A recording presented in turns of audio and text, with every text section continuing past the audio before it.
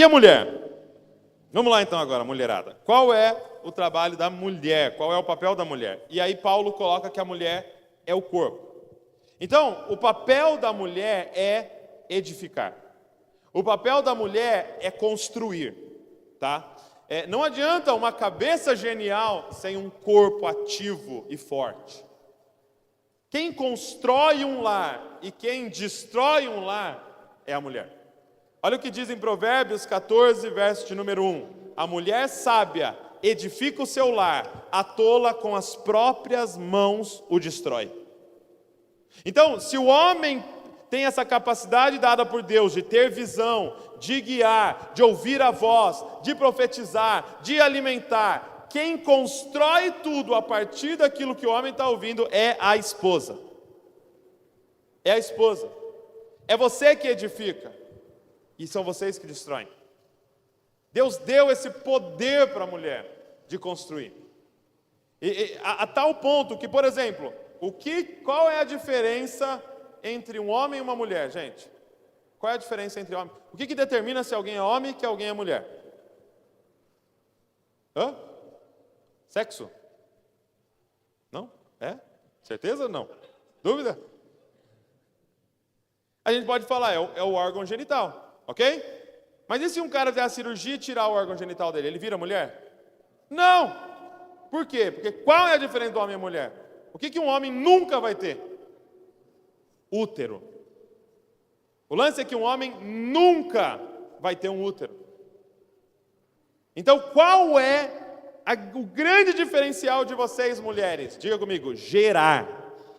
Vocês têm a capacidade de gerar, que nós não temos. Nós, como homens, temos a capacidade de semear, mas quem faz acontecer é vocês. Quem pega uma semente e transforma em cada um que está nesse lugar. Cada um que está nesse lugar só está aqui por causa de um útero. A mulher, ela tem uma capacidade de multiplicação, gente. O que você semear na vida dela, ela vai multiplicar. Entendeu? Semeia uma fofoca na vida de uma mulher. Semeia um problema. Semeia algo negativo, ela vai multiplicar, porque é um dom dela, de multiplicar. Agora, semeia palavras de bênção, semeia palavras de afirmação. Cara, coloca um projeto na mão de uma mulher, ela faz acontecer, cara. Por quê? Porque a mulher tem essa capacidade do útero, de multiplicar o que é colocado na mão dela. Então, mulheres, usem isso. Mulheres, escolham com sabedoria o homem que vai estar ao lado de vocês. Se desde já ele está falando palavras ruins para vocês, larga esse cara, mano. Se desde já ele está semeando maldição na vida de vocês, larga ele, cara. Mas que vocês estejam ao lado de alguém que vai colocar uma semente correta em vocês, para vocês multiplicarem, cara, aquilo que Deus tem para vocês. Essa capacidade que a mulher tem de construir, de edificar. Mas é necessário um alinhamento. O grande desafio da mulher aqui nesse texto é respeito. É o grande desafio. Porque por a mulher ter essa grande capacidade, ela também tem uma tentação de tomar a frente. Mas aí é o momento em que a família fica desalinhada. Por quê? Porque existe um fluxo do que Deus faz. É como se fossem vários canos, e apenas se todos eles estiverem alinhados, flui o que Deus tem para a sua família. Então, é Deus, é Jesus, é o Espírito, é o homem, é a mulher e são os filhos. Se você desalinha, quem geralmente tem o maior problema? Quem está no final da linha? Os filhos. Quantos aqui são filhos de uma casa desalinhada? Não precisa levantar a mão. Esse cara... Perdão, eu não falei que não era para levantar a mão, né? Você sabe o que eu estou falando.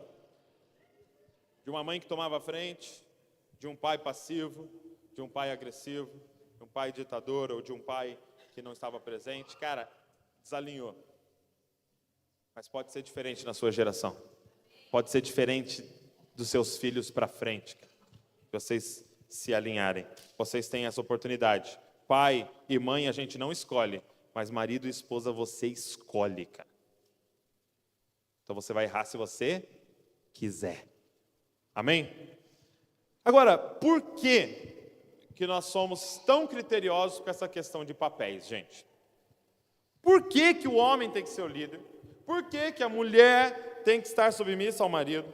Por quê? Por que é desse jeito? Por que não pode ter uma mulher? Não, Douglas, eu sou mulher aqui, eu tenho liderança na veia aqui, Douglas. Eu sou gerente lá onde eu trabalho e o meu marido não. A gente não pode inverter, eu ser uma cabeça de cabelo comprido e ele um corpo de calça? Não pode?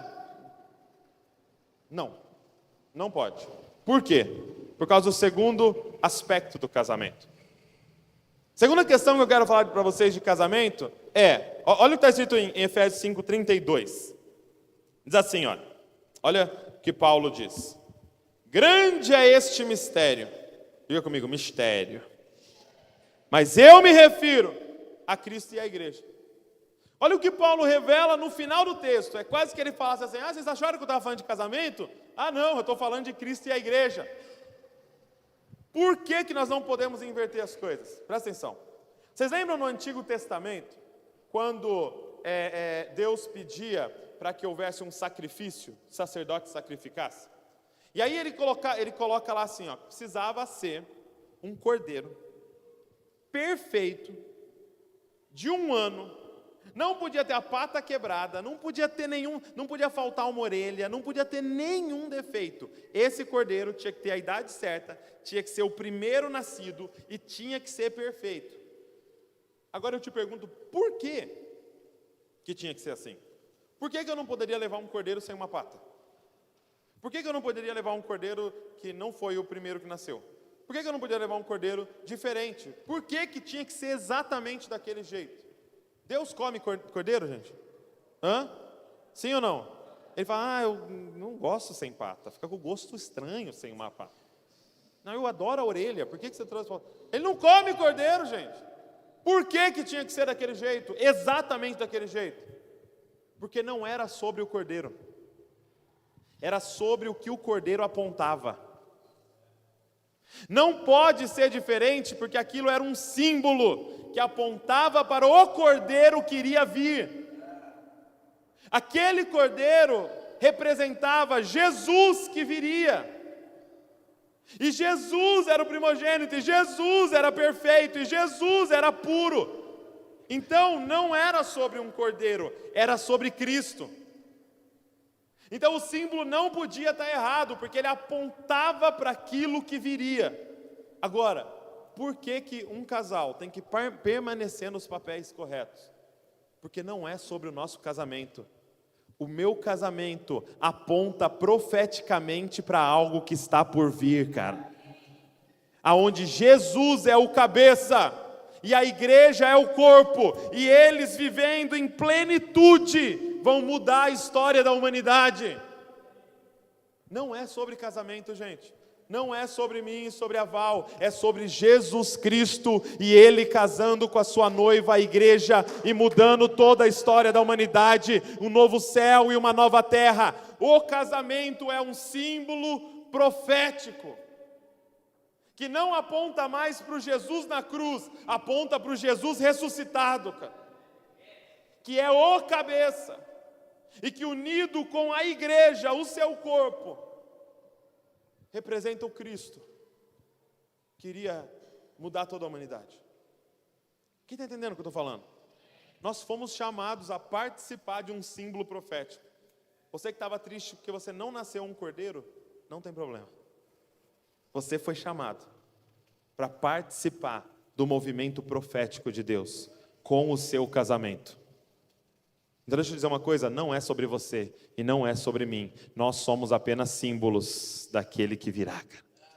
E eu queria te ensinar, eu queria te incentivar, perca o seu casamento, perca o seu relacionamento para apontar para ele. Mas eu, mulher, gostaria de ser líder. Para com isso, cara. Fica na sua posição, porque você aponta para uma igreja gloriosa.